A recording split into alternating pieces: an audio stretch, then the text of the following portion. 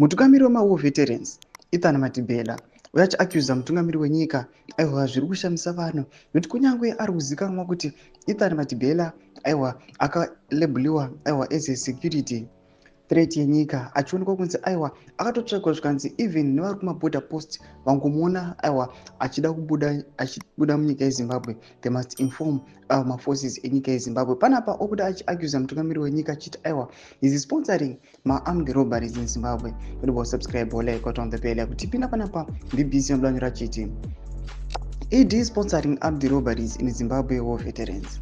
A situation is escalates in Zimbabwe. War veterans leader Ethan Matibela accused Zimbabwean President Emmerson Mnangagwa of sponsoring armed robberies around the country, where business people have lost millions of dollars. Since ED came to power, Zimbabwe has witnessed a number of armed robberies.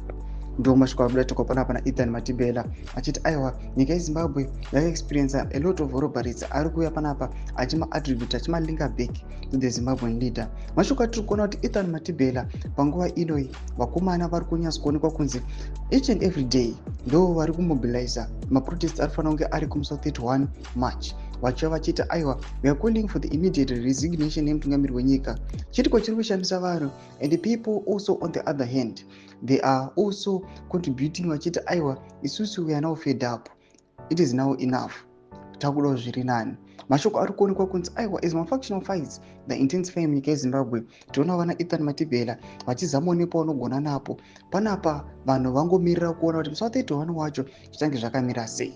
Kunyangwe panapa the government iri kuzvidistansa kune the expelled central member weZANU-PF aiwa anozikanwa Blessed Nesugeza vachiti vanhu vasateerera kune mashoko ari kutaura, but panguva inoi it seems like people they've gained momentum paissue iyoyo and now they are looking forward kuti musi wa 31 zvichafamba sei. Tudze mafunguro enyu mutudi pamusoro pechitiko ichi. Pinda comment section medu, subscribe or like, turn on the bell icon.